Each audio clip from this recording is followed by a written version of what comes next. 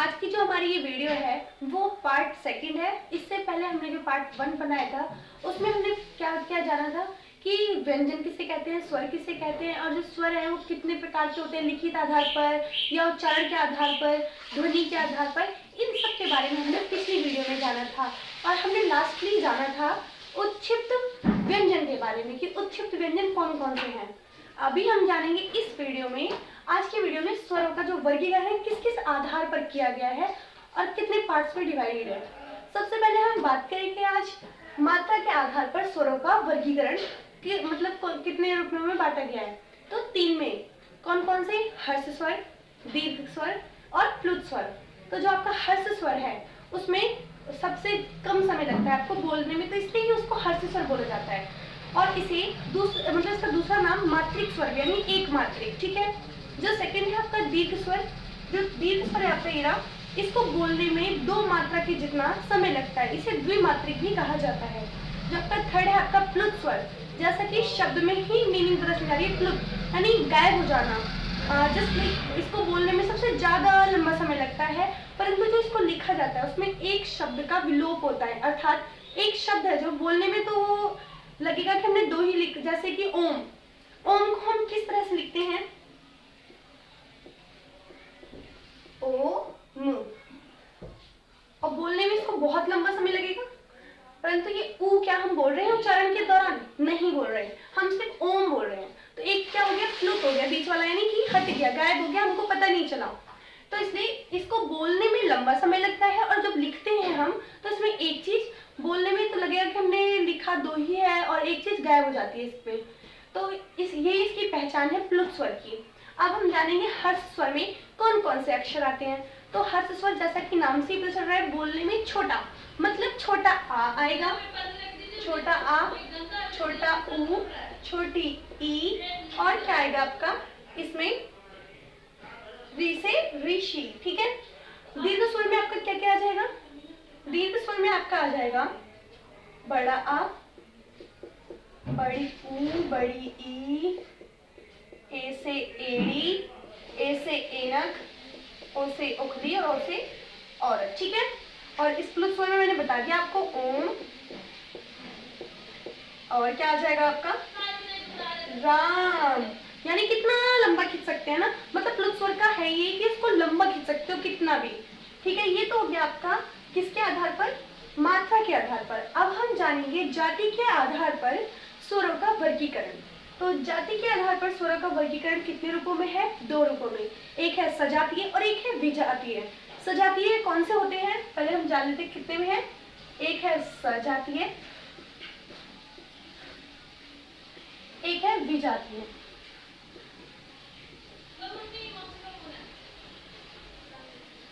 सजातीय कौन से होते हैं स्वर, जो अपनी ही जाति से बने हों, जैसे बड़ा आ, बड़ा ऊ, बड़ी ई, ठीक है।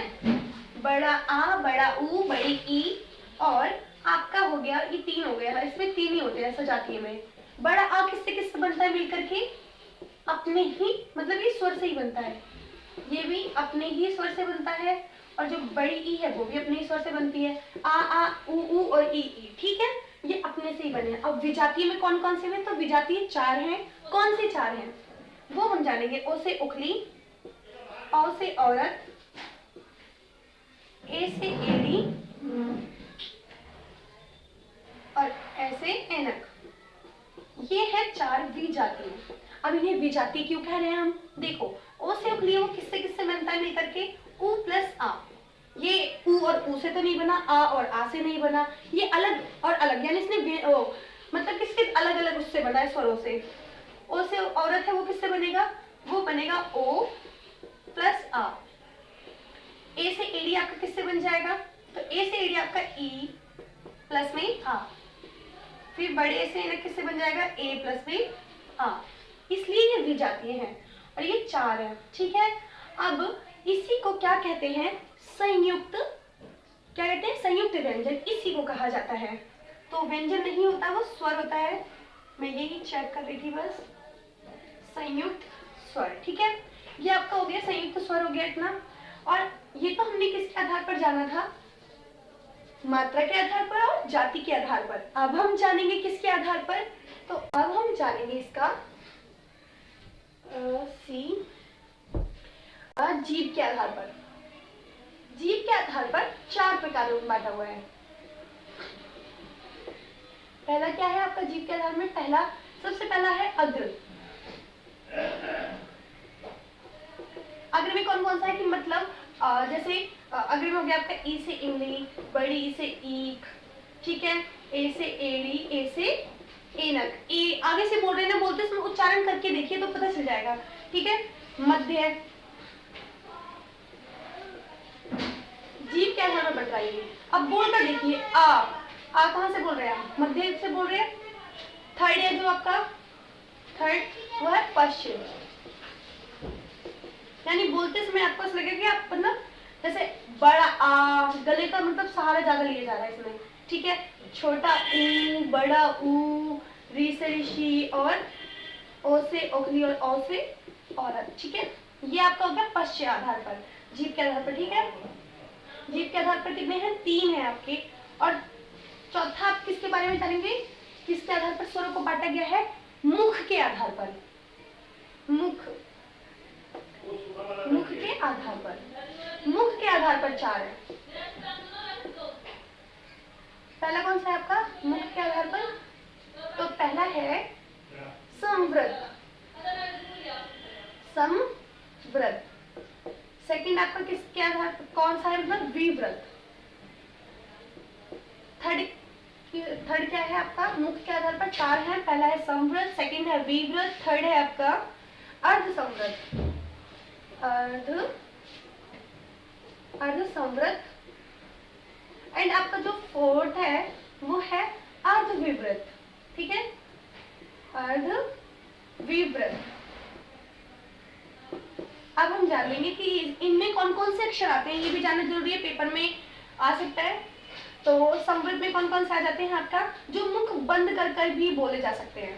तो वो कौन कौन से हैं अक्षर आपके, ई, छोटी ई हो गया, बड़ी ई हो गया, ठीक है।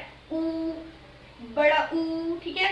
इसमें हमें मुख खोलने की आवश्यकता नहीं पड़ती। विवृत में कौन कौन से आ जाते हैं आपके, तो विवृत में से पूरा मुख है जो पूरा खुले, जैसे आ बोलते हैं ना आ, तो ऐसा वाला। अर्ध संवृत में कौन सा आ जाएगा, तो जिसमें आधा बंद रहे मुंह, ए मतलब कि ए से एड़ी और ए से एनक, ठीक है। और जैसे कि अब अर्ध विवृत में कौन सा आ सकता है, आ। अर्ध विवृत में कि आधा मुंह खुला आधा मुंह बंद, जैसे आ, ए और ए से एनक हो गया और ओ से ओखली, ठीक है। ये तो हमने जान लिया किसके किसके आधार पर बटा हुआ है, यानी कि अभी तक हमने कितना जाना है सिर्फ। अब मैं एक डिटेलिंग में बता देती हूँ शॉर्ट में कि अभी तक हमने कितना पढ़ा है इन 2 वीडियोस में। फिर उसके बाद इस वीडियो की एंडिंग होगी और फिर नेक्स्ट वीडियो आएगी आपके लिए।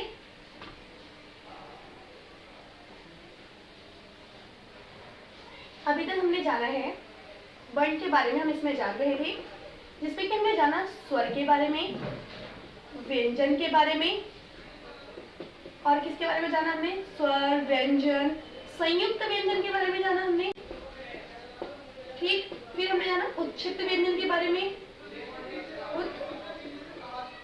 उच्छिष्ट,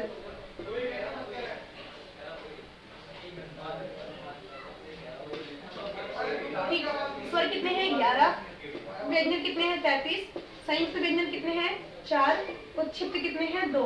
उच्छिष्ट कौन कौन से हैं, अड़ांग, खाली वाला और ढांचे ढक्कन वाला। क्या अड़ंग, खाली और ढांचे ढक्कन से कोई भी ऐसा सिंगल वर्ड भी है जो स्टार्टिंग होती हो, तो इन 2 शब्दों से कभी कोई स्टार्टिंग नहीं होती। अभी मैं आपको उदाहरण के लिए दे दूं ढांचे ढक्कन, तो क्या सॉरी ढा ऐसे दे दूं, इससे कोई वर्ड शुरू हो रहा है तो आप बोल सकते हैं ढक्कन। क्या ढक्कन को हम इस तरह से लिखते हैं, नहीं, नीचे बिंदु हम नहीं लगाते, तो ऐसे नहीं लिखा जा सकता। तो इसलिए इससे और इससे कभी कोई वर्ड शुरू नहीं होता है।